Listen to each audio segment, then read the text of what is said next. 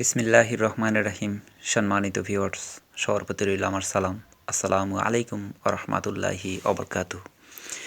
আজকে আপনাদের সামনে যে বিষয়টা উল্লেখ করার চেষ্টা করছি সেটা হলো, আপনি NTRCA এর হতে সুপারিশপ্রাপ্ত হওয়ার পর আপনার বেতনের জন্য আপনাকে যা যা করতে হবে, বা আপনি এমপিওর জন্য আবেদন করতে আপনার যে সমস্ত কাগজপত্রগুলোর প্রয়োজন হবে এবং যে সমস্ত পদক্ষেপগুলো আপনাকে গ্রহণ করতে হবে, সেই বিষয়গুলো তুলে ধরছি। মনে রাখবেন, আপনার কাজ আপনাকেই করতে হবে, সুতরাং জেনে রাখুন আপনার কাজে লাগবে। প্রথমে একটা ব্রাউজার সিলেক্ট করুন এবং ব্রাউজারের সার্চ বারে গিয়ে আপনি টাইপ করুন www.emis.gov.bd।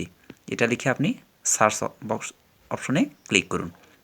ক্লিক করার সঙ্গে সঙ্গে আপনি ইএমআইএসএলের এই অপশনটা দেখতে পারবেন। আপনার মোবাইলটা যদি হয় সেক্ষেত্রে আপনি ডেস্কটপ ভার্সন করে নেবেন। আপনি কম্পিউটারে দেখুন ডান পাশের কর্নারের লগ ইন অপশনটা আছে।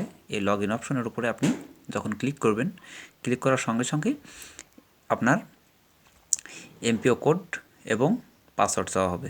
অর্থাৎ আপনি যে প্রতিষ্ঠানে সুপারিশপ্রাপ্ত হবেন সেই প্রতিষ্ঠানের পাসওয়ার্ড এবং ইউজার আইডি দিয়ে, অর্থাৎ ইউজার আইডি এবং পাসওয়ার্ড দিয়ে আপনাকে সাইন ইন বা লগ ইন করতে হবে।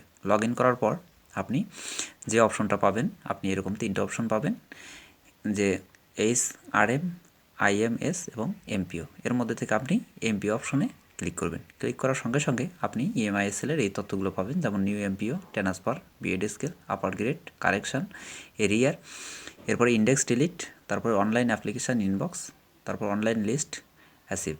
এই যে ইএফটির ইনফরমেশান, ইএফটি ইনবক্স, অর্থাৎ এর মধ্যে থেকে আপনি যদি নিউ এমপিও হয়ে থাকেন, অর্থাৎ নতুন প্রার্থী হয়ে থাকেন, তাহলে আপনি নিউ এমপিওতে ক্লিক করবেন। আর যদি ট্রান্সফার হন সেক্ষেত্রে ট্রান্সফারের উপর ক্লিক করবেন।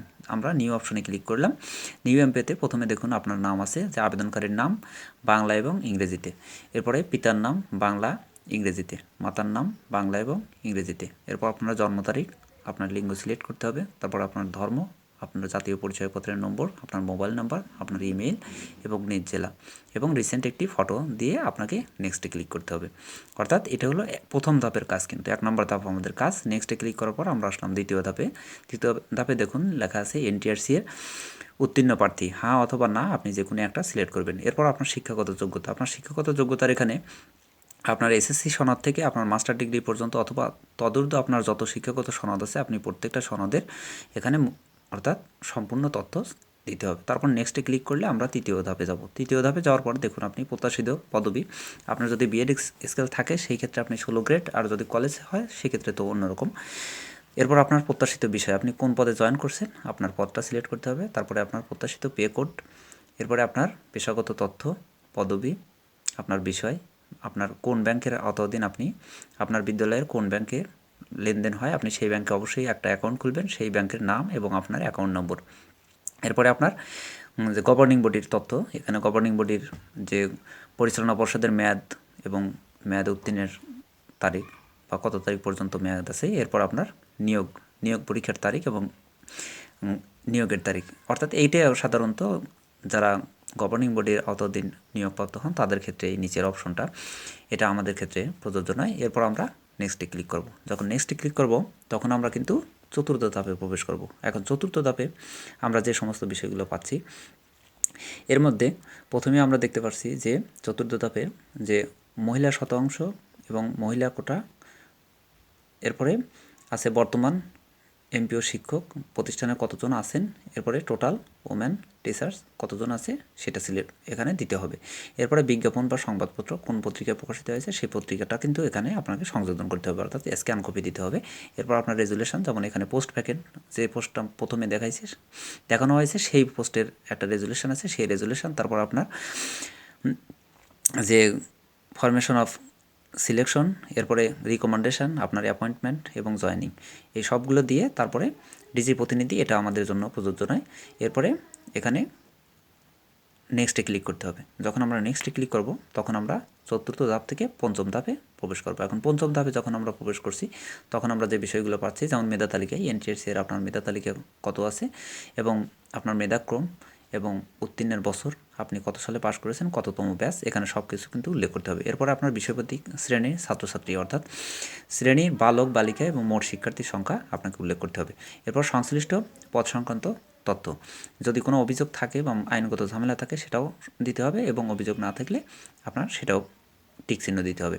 এরপরে জিএসসি, এসএসসি, এইচএসসি বা ডিগ্রি পর্যন্ত আপনার যে পর্যন্ত প্রতিষ্ঠানটা হবে সেই পর্যন্ত, অর্থাৎ 3 বছরের তথ্য সংযোজন করতে হবে। অর্থাৎ 3 বছরের শিক্ষার্থী, অর্থাৎ 3 বছরের যে জেএসসির 3 বছর, এসএসসির 3 বছর, ইন্টারমিডিয়েট 3 বছর, ডিগ্রির 3 বছর, ঠিক এরকমভাবে 3 বছরের শিক্ষার্থীর তথ্য দিতে হবে। এরপর নেক্সটে ক্লিক করে আমরা ষষ্ঠ ধাপে আসলাম। ষষ্ঠ ধাপে দেখুন আপনাকে যে সমস্ত তথ্যগুলো আপলোড করতে হবে।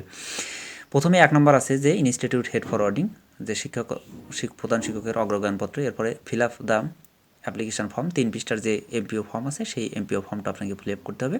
এরপর আপনার একাডেমিক সার্টিফিকেট, যে 3 number, 4 number, 5 number, 6 number, 7 number পর্যন্ত আপনার সব কিছু একাডেমিক সার্টিফিকেট। এরপর আপনার বিএড যদি সার্টিফিকেট থাকে তাহলে বিএড সার্টিফিকেট, তারপর NTRCA সার্টিফিকেট, তারপর আপনার ডিগ্রির মার্কশিট অথবা অনার্সের মার্কশিট।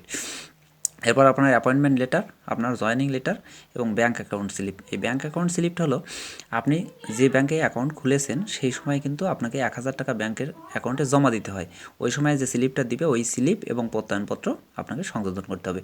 এরপর 14 নম্বরে এসে আপনাকে নোম অফ স্টুডেন্টস, যে ছাত্রছাত্রীর সংখ্যার যে তথ্য দিয়েছেন সেই তথ্যের একটা কপি আপনাকে স্ক্যান করে দিতে হবে, যেটা প্রতিষ্ঠানের প্যাডে কিন্তু হতে হবে।